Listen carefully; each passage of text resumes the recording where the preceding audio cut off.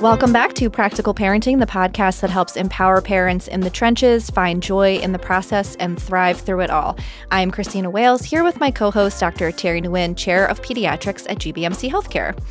So about 1 in 8 women experiences postpartum depression after having a baby, yet it's something that remains heavily underdiagnosed, and it's definitely not talked about as much as it should be. So while social media does seek to normalize the realities of parenthood and make us feel less alone, it also adds to the problem by placing unnecessary, sometimes false expectations on women, especially and motherhood. So post-pandemic, there's been a surge of people seeking mental health services, and while it's great we're talking about it, the resources out there are very scarce. They can be expensive. And so I think that deters a lot of people from perhaps seeking help, or maybe they just aren't able to seek the help they need. So that's what we're here to talk about today. Postpartum depression and anxiety, what it is, how you can tell you have it, what you can do about it. Obviously, we all know there are normal challenges that arise when you have a new baby, especially first babies. It's kind of it's a complete culture shock and change to your entire lifestyle. So it can be hard to tell what's normal stress and anxiety and what's maybe something a little bit deeper. We all know there's hormonal changes that happen. Actually, scientists have studied this, the physical, mental, and emotional biological changes in women during pregnancy. It's been proven that they lose gray matter in their brain to prepare mentally and emotionally for motherhood. And that change can happen for up to 2 years. So, definitely hormonal changes that are happening. So let's first sort of define postpartum depression and anxiety and describe the difference between what's normal and what you would classify as PPD. Wow, that's a lot to talk about. Yes. I think we have a whole session to talk about it. Luckily, we have a whole podcast episode. Right. I agree with you fully. And to add to that, 50 to 80% of women will have mood changes after having a baby. Now, it doesn't mean that 50 to 80% of people are going to have postpartum depression, PPD, post delivering their baby, but this is quite normal if it's 50 to 80% of people who will experience some kind of mood change after delivering their baby, right? And believe it or not, oftentimes it's even actually after the second delivery, after your second child and not your first. So let's distinguish what the baby blues are versus PPD, postpartum depression. Baby blues, a lot of moms will experience this. And I really think it's like physiological because you're not sleeping. Like literally, your baby sleeps maybe 2-hour increments. So, and then if you're breastfeeding on top of that, it's really kind of down to like 90 minutes. You're down to like maybe an hour, like in between feeds, right? Until you get the rhythm of it. So there's that sleep deprivation. You're not really taking care of yourself because you're trying so desperately to take care of your baby. So what happens with sleep deprivation? You get a little irritable. You get a little moody. Anything can set you off, okay? And this is baby blues. And, you're not eating well because you don't really have time to make food. It might be afternoon and you go, oh, I'm still in my pajamas from yesterday. Not sure if I brushed my teeth yet, and I definitely didn't wash my face or comb my hair, right? So a lot of factors there. So those are regular baby blues, right? But as the weeks go on, but if it's persistent beyond 2 weeks, and I don't want to set a time limit on it. It's not like, okay, 2 weeks is the mark, and then if you're not over it, you have PPD. No, everything has a range, but after 2 to 3 weeks and you're still kind of in that same place that you were, your mood is low, you're irritable, your appetite is going to be off, and so is your sleep, but like exaggeratingly so, right? And really the key here is the irritability and the worries, okay? Like you worry everything about your baby. Like if you're not watching your baby and you're not constantly with your baby, something bad might happen to your baby. Now we've come to the other side. Maybe there's some postpartum depression, postpartum anxiety involved here, okay? So if it's, in the beginning and then it eases with time, and we if you read the literature, it all says 2 weeks, if it has beyond 2 weeks, I'm like, wait a second. It's not always just, one definitive number. Mm-hmm. But over time, and I give moms like, after the first month, and if you're still kind of in the same state of mind as when right after you delivered your baby, the nervousness about it all, and you haven't established a rhythm yet, then I might be worried, and then I might be thinking postpartum depression, but you might not even catch on because you're still sleep deprived and you're not eating well and you're not taking care of yourself. So Well, and especially that statistics about the second baby. I did not know that. And so if you didn't have it the first time around Doesn't and mean- everything was great, Yep. you probably wouldn't think that you had it. Like, you were like, well, it's fine the first time, so this can't be it. Right. I mean, if you think back with the newspaper articles, the moms who had postpartum depression and ended up harming their children, it wasn't the first baby. Yeah. It was the subsequent baby. It was subsequent pregnancies, right? So there it is. And so we need to normalize it. It's really common. And of course, since your life is topsy-turvy, you're not eating, you're not sleeping, and you're not engaging socially in anybody, and your baby at this early stage of life is really not giving you a lot of positive feedback either, right? You're feeding the baby, you're changing the diapers, you're trying to comfort them. In the meantime, you're really uncomfortable and you really want to sleep and you haven't eaten. I mean, it's a perfect clash. So that's the time to reach out and, to get some help. Now, who would you might reach out to? Your OB-GYN, your pediatrician. You're seeing your pediatrician or your family care physician a lot in the first few months of your baby's life. You're seeing them right after the baby leaves the hospital and then at 2 weeks of age and then 2, 4, and 6 months. And for pediatricians, we are doing postpartum depression screeners with our mothers for every visit up until they're 6 months. So there's opportunity there. But answer honestly, right? Like if you say no to everything, you have no symptoms, well, that's all we got. But, but the ones that I kind of like giggle at are like, are you having problems sleeping? I'm like, yeah. What about eating? Having problems, changes in appetite. Yeah. But then there are other, other questions. So I did think it was interesting that adoptive parents and dads also go through this. So there is a biological piece to it, but also it is, I mean, if you're an adoptive parent, you're still having that lack of sleep and change in diet because the baby's still up. So I thought that was interesting that, don't discount it even if you didn't have a baby naturally. Absolutely. I'm an adoptive mother, and I don't know that I had postpartum depression, but it was really hard. Yeah. Okay, to acclimate to it. But I was very lucky. My children came home at 6 months. So I didn't have the sleep deprivation that everybody did, but, we were halfway around the world to get them. So there was some sleep deprivation. I think it's the body's response to stress, right? And at the core of mental well-being is sleep. And guess what?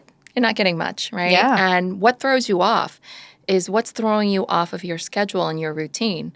There is no schedule routine when a new baby arrives in your life. It takes some weeks for you to work up to it.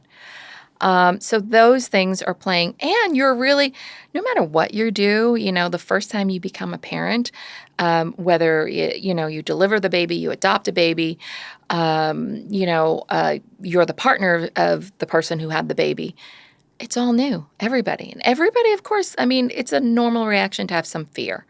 And parents are so fearful that they're going to hurt their babies. The first time I see them in the office, I'm like, it's really going to be okay. Babies are so adorable, okay? Even if you drop them, there's a good chance everything's going to be fine. You're going to be scared out of your mind, but they'll be okay. They're so resilient. So I always say, if you're putting so much effort and intention in taking care of your baby, it's going to be okay. Yeah. There are babies who are neglected and still do quite well. That is just speaks to their inborn resilience, honestly. And then I also want to remind parents to step back. And sometimes you get caught in you're a cog in that wheel. We've got to do this. We've got to do this. And, what if you pause for a moment just to enjoy your baby? One of the things I really like to do is have parents hold their baby up and make eye contact with their baby. And we'll do this in the first time I see the parents and the baby in my office. Okay, if I haven't seen them in the hospital. Mm-hmm. That's tremendous bonding. And it is like, wow, there's the human connection. Mm-hmm. Okay? You didn't have to do very much, but boy, you really feel so connected to that human being. And I think it also, you're like, I can do this. Yeah. Yeah. So remember that. I feel a little sad when people are so worried and anxious about, am I doing it right? Mm-hmm. And oh my gosh, if I do it wrong, am I going to harm my baby? I'm like, no, just take a few moments here and there to enjoy your baby, just your baby. I mean, this is like a miracle, right? Yeah. And if you're really all hyped up, I always recommend watching your baby sleep. Mm-hmm. I think it is one of the most relaxing things that you can do. And if you really put your mind to just observing their breathing and their sleeping and their calmness in it, it will soothe you as well. So you have things right at your fingertips there, but you have to be aware or conscious of looking for it and kind of just changing that mindset. Like instead of like, did I do it right? It's like, oh my gosh, look at that beautiful baby. Oh my gosh, this is my baby. How miraculous. So take a few moments, allow yourself that awe and that curiosity. And I think, one of the things that we were going to suggest to people, so let me back up a little bit. If you have postpartum depression or anxiety, or if you think you do, obviously go to, like we said, your OB-GYN or your pediatrician or your primary care doctor to see if you can get or need help and someone to talk to. But if you just want to try some other things first to see if you can sort of manage it on your own, one of the things that I think is super important is with social media, like I said at the beginning, I feel like there are a lot of people on there that are sort of being more honest and vulnerable about their experiences with parenthood. And so it does make you feel less alone. But there also is a lot of pressure to, perform in a certain way or to do things a certain way. Or if your baby's not doing something when another person is, sort of thing. So, I always say have sort of a couple, maybe 2 or 3 key resources of people that you trust and that are pretty, non-biased that you can go to that you feel like are going to give you solid advice. And whether it's like somebody on Instagram that's a professional or it's your friend or something, I had my one friend that I called for breastfeeding questions. I had my one friend I called for just, I'm about to lose my mind, talk me down sort of thing. But, having people that you can go to that you trust and just sticking with them and not getting sucked into the sort of the vortex of expectations. Because I feel like when you do that, then you create this unnecessary worry for yourself. Absolutely. Yeah. More isn't always better. Yeah. Right? Because everybody who's had a child, or even if they haven't even had a child, thinks that once they see you and a baby, they're like, they can give you advice. Mm-hmm. How many times did I get advice from people who've never had babies? I'm like, oh, okay, great, thanks. But it's okay. I know their intention is good, What I wanted to take, but what you said was really relevant there. It's about connection. Mm-hmm. We go down that spiral of darkness when we feel disconnected. And when you have a brand new baby, you can very easily become disconnected to all the people in your life except for who you live with, right? So you may get disconnected from your friends, from your community. Maybe you were working before you had your baby, and now, your partner, your spouse has gone off to work and left you with this baby all day. I mean, there's not a lot of connection there, and then you really get into your head. So I really want to remind and encourage people, seek connection. It is a great way to not go down the spiral and help you in your mindset. Because if you are so disconnected, it's only happening to you, and you're the only one in this space. Mm-hmm. It's so lonely, right? And We have a epidemic of loneliness in America right now. But wait a second, you're not alone. You have this really cute baby you can look at every time, right? But make time for yourself. And that is not, that should not, bring on shame or guilt that, you need time away from your baby. We all need time away from our children and our partners, right? And it strengthens the relationship, and it makes you enjoy it even more when you're there with the other person. So make planned dates with friends, family, whoever, okay? But connect with others. It's when we feel that we've lost that connection to the outside world that things start really spiraling dark in our own heads. And then I we would make go up for stories. a walk every day. Just even if it was like around my neighborhood a couple times, just to get out, get in the sunshine. And I would see neighbors outside and connect with people, or to do that or drive someplace and go with a friend. Or I was very lucky to have two friends that had been become moms before me, and were just knew what to do. And so the one day, I think my first was 6 weeks old, or 4 weeks maybe, and they were like, okay, we're going to breakfast and we're going to go to this place because we know it's 5 minutes from your house, and if you need to get home, you can, and we're going to, you tell us what time works between feedings and we'll be ready to go. And they knew all the things to do that would make me feel comfortable to leave. And I'm very grateful to have that, and I know not everyone does, but if you can be that for someone else, you don't understand how much that just teeny bit of purpose and attention that you're giving to the mom really, really does make a difference. It totally does. And, you might go, oh, gosh, I haven't seen my friend who's had the baby and it's been 2 months. It's okay. Get over that guilt and march on over and bring some food, bring some food, bring some flowers, or just offer to babysit so that your friend can take a full stretch nap, okay? Couple of hours of real quality sleep. Yeah. Those things are the big things that are appreciated. Definitely.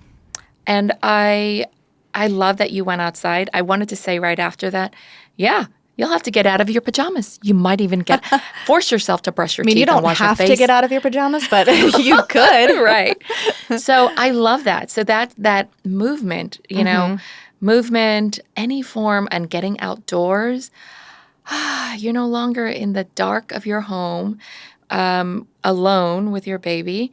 You've gotten some vitamin D by being outside. You're getting some movement, and it moves everything in your body, and it shifts things in your brain also, right?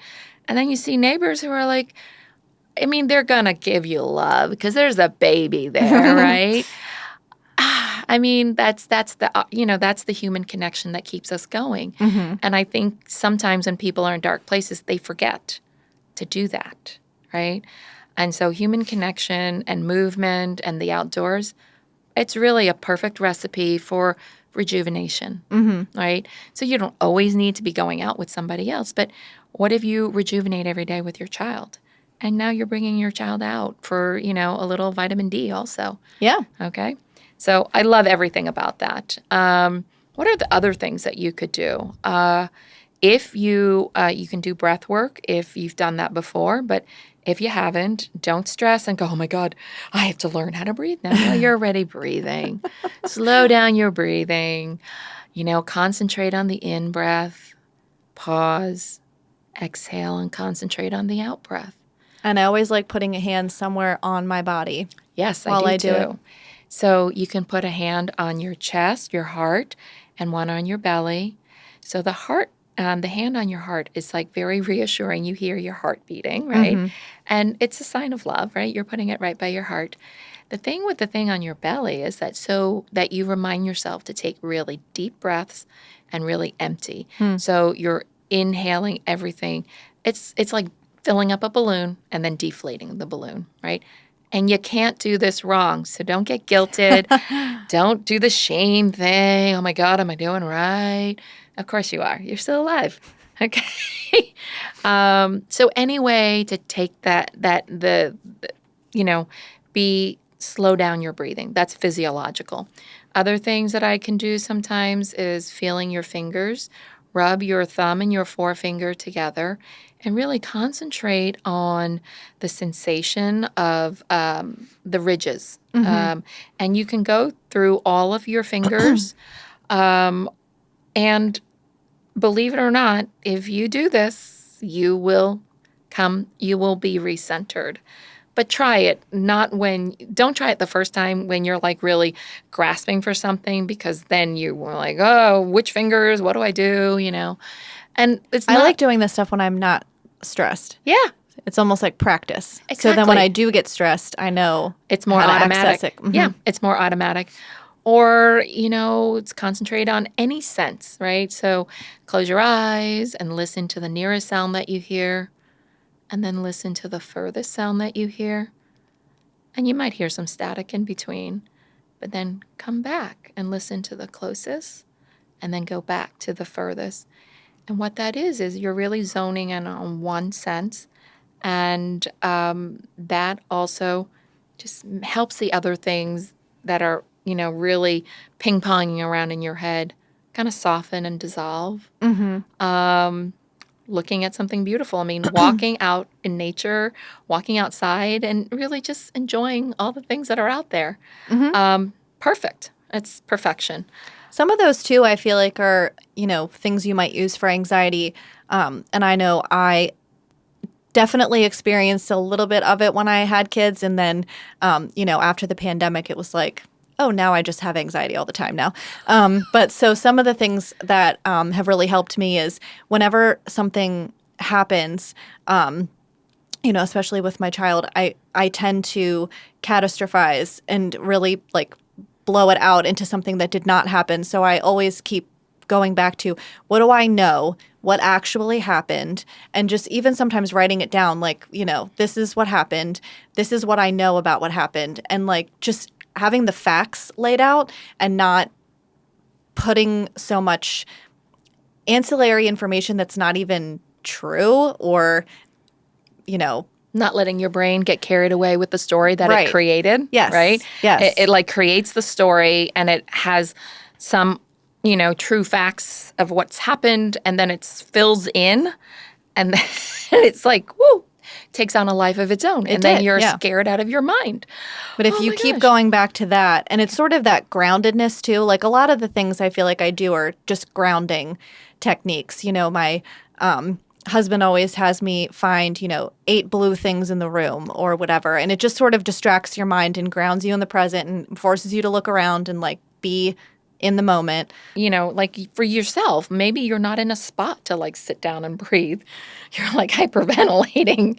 So maybe you do this crazy thing, do 20 jumping jacks, do burpees if you want. I'm too old for that. But laughter. Oh my gosh, save a couple of videos on your phone, okay, that you can go to. And if you're laughing, all that stress and that anxiety, those worries, they melt away, honestly. You can't laugh and still be like this. I mean, I guess you could, but it's really hard, right? Or, writing it down, what you had said. I love that. That's one of the practices that I always recommend to people, is to write out when your mind is like so bogged down in all these thoughts and you can't relax or you can't compartmentalize things. Write it down. And it doesn't have to make any sense. Just any thought that comes to your head, write it out. Yeah, and then afterwards you can see it out. You're like, oh, okay, I've dumped it out. You can rip it up and throw it away, or you can, put it aside. But it's like, I got it out. Okay, I've acknowledged its presence, and now I can move on to something else that I want to do. I think it's a great practice to do at the right before bed. If you tend to having any difficulty of falling asleep because your mind is just bouncing, ricocheting from one thought to the other, empty. I call it the mind dump. Dump it, and then you can go on, right? Yeah, and cold shower. I know some people really believe in this, and some of my friends and colleagues do this. A cold shower for 2 to 3 minutes in the morning. Oh, it sets you in the right spot. But no, thank you. Yeah, you can just dunk your face in ice cold water or shove your hand in ice cold water. That will also physiologically shift you out of the fight, flight, or freeze into, okay, yeah, much better. Yeah. I'm ruminating on something you said earlier about, when you're in this bubble with just you and your baby and there's a lack of connection and you can feel like it's only happening to you or you're alone. And I find that especially with the baby years, there's like this weird dichotomy in being a parent where, you are doing, it's like the same routine with just feeding and sleeping and changing diapers. And, it's very mind-numbingly boring in the sense that, when you were a person and you were out in the world and doing all of these things, it was very engaging and, active. So there's like, it's mind-numbingly boring, but at the same instance, you're also constantly on high alert to make sure that, your child's not eating a penny or, just like putting their finger in a light socket. So it's like this like physiological balance between being so on alert all the time and also incredibly bored is like a very unique physiological place to be in that I feel like you cannot replicate with anything else other than parenthood. And so I feel like just acknowledging that like that's kind of what it feels like. And there are scary moments and great moments and sad moments and all of those things. But just that to hold that balance and just say like, if you're bored, it's okay. Like I was like thinking about this the other day, we talk about the 80-20 rule, with diets and things. Like if you're eating good 80% of the time, you can cheat 20. I feel like if you enjoy parenthood 80% of the time and you don't like it 20%, you're doing great. Absolutely. Like, there are definitely going to be moments when you're like, did I make a mistake? You did not. It's just hard. And if people don't say that it's hard, you're lying. Yeah, no, that's the Stepford Wives, and that wasn't real. So yeah, you're gonna have it's I call it let's make the waves smaller, but we're all surfing the waves, right? Yeah. And that's part of life, or else it'd be super boring, right? Because you know exactly how things are gonna go, and nothing is ever gonna be perturbed. I mean, think of it. I challenge people to think of it like, wow, what's up? What's going to be the new experience in this? Instead of my God, it's a new experience. It's going to be really fearful. I'm going to be like so scared about it because I don't know. No, and how I about think the you'll excitement? find if you reach out to your friends when they say, how's everything going? How's the baby? How are you? And you say, oh, it's great. I'm fine. Whatever. That's where you feel more alone. Whereas if you were to say, oh gosh, like it was a hard day for whatever reason, you're going to get immediate feedback and connection and, affirmation that you're doing the right thing if you have the right friend. But, it's just there's a different level when you're honest and vulnerable about the experience that makes that whole thing less lonely. Absolutely. And just so you know, anytime someone tells me I'm fine, I'm like, no, you're not. The I'm fine How answer. are you really? Yeah, the I'm fine answer is going to get you to have me interrogate you. So you might want to give it up now because I'm not going for that I'm fine, Yeah. Oh, it's great. Yeah. And I think, you know what? And for the caregivers and for the friends and family out there who are trying to help you, you don't have to fix this person's thing right now. No. All you have to do, it's not all you have to do, but be that ear for them, right? It's the act of actually being able to unload your emotional burden that lightens that person already. And then there's mom groups. There are so many ways to get connected. There's mom groups in hospitals from where you delivered. Sometimes your pediatrician will have mom groups. And then there are some mom groups who are just all online or FaceTime. But choose carefully. Don't get in over your head with too many mom groups, right? Because then you're into the comparing. Is your baby doing what the other person's baby is doing? And that could be really overwhelming. Date a couple mom groups. See what you Yes, you could do that too. But I say all of that, and I hope that it comes across honest because I feel like, with postpartum depression and anxiety, it's happening postpartum. It's happening right after you have a baby within the first, year or whatever. But if we as moms and parents don't find out what our coping mechanisms are or what sort of interventions work for us, like we are going to need these into the later years. You're going to need these in toddlerhood. You're going to need these for preteens. You're going to need to know how to move through the stages with less anxiety and more presence and, emotional regulation and all of the things we talk about in other episodes. And so I just feel like setting the groundwork for yourself with what works for you and having that team of support that you can go to is, magical. It is. And remember, put the oxygen mask on yourself before you can put the oxygen mask on your child, right? And your mood really affects your child. So plenty of studies that say there are developmental, it does affect your child's development. It affects their attachment, okay? It affects their language development. It can also, they really sense, your baby really senses what you're feeling and going through. So if you're always on edge, your baby may be a baby who cries a lot more, needs a lot more comforting, okay? And so think about that too and go, this is not to guilt anybody who's, not feeling well, but know that how you're feeling and how you deal with it will also be reflective in your relationship with your child and your child's development. Right? I actually think it gives the mom more permission to take space. If you need to walk away for, I always say sometimes if there's a lot going on and I'm overstimulated, I say, I need 5 minutes to calm my body. I don't put that on anybody else that, they need to go away or you're causing me to be stressed. It's I need 5 minutes to calm my body. That's on me. And I'm going to go take it. And I go in my room and I take my 5 minutes and that's how it is. And, if you can't walk away from your baby or you can't, you don't have somebody, try to sometimes sticking one earbud in. You can still hear your baby, but sticking one earbud in, listening to something calm, some calming music, or just like taking some time to just take a breath. I feel like, to what your point, you're actually helping your child by regulating and taking care of yourself. Regulate yourself first, stay calm, and proceed. But let's offer some suggestions. So, okay, you've tried all of that, but you're still like, kind of on the edge. What can you do? Your doctor, the OB-GYN, your primary care, even your pediatrician can refer you to counselors or therapists.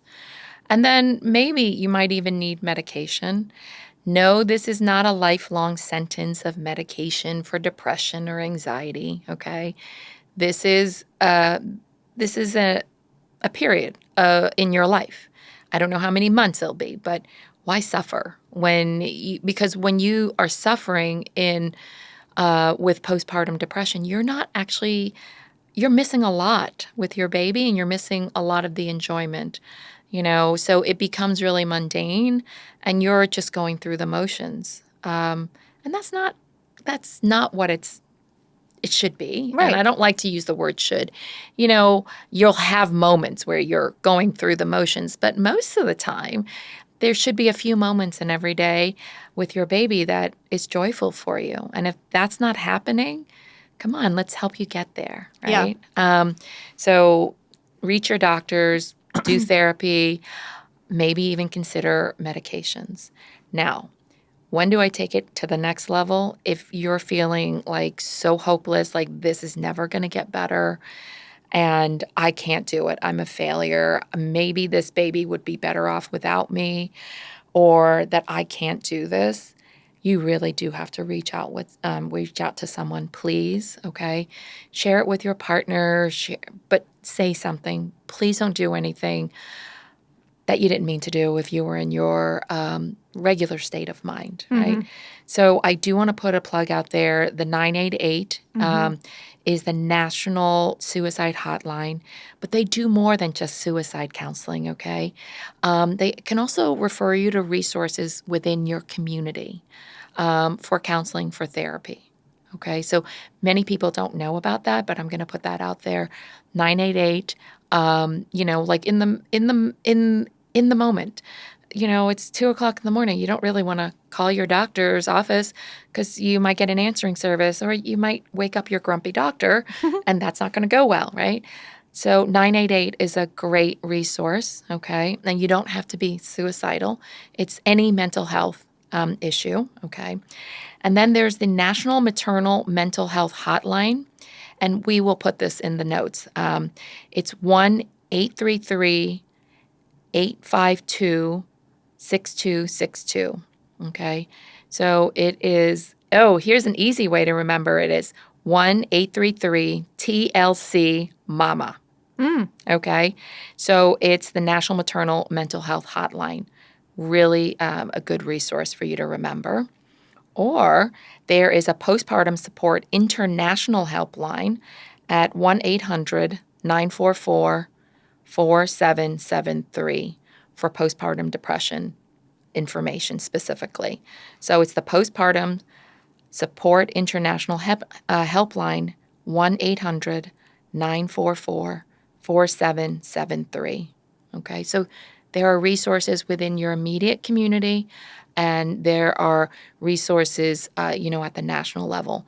But if you're living in Baltimore and you're listening to this, we have resources at GBMC. What is that again? Yes. So if you you could Google GBMC postpartum and the postpartum care unit page comes up. Or if you go to our website, you can search that there too. It has an after delivery section where there's a whole guide that you can download, or you can get numbers for our warm line to help with breastfeeding, our doula program, other support groups we offer, and other tips. So lots and lots of good resources that we're updating pretty regularly. Oh, that's great. And I really recommend the mom support group for breastfeeding. I think you will find your community there. These are, fellow mothers who are new at this and they may be struggling with breastfeeding. But during this, while you're working with a breastfeeding specialist, you're also sharing, all of the things that come along, the challenges and the wins of your new adventure of motherhood. So I really highly recommend, finding that community of people who are in the same shoes and you feel less alone. That's all. All right. See you next time. Enjoy motherhood, parenthood.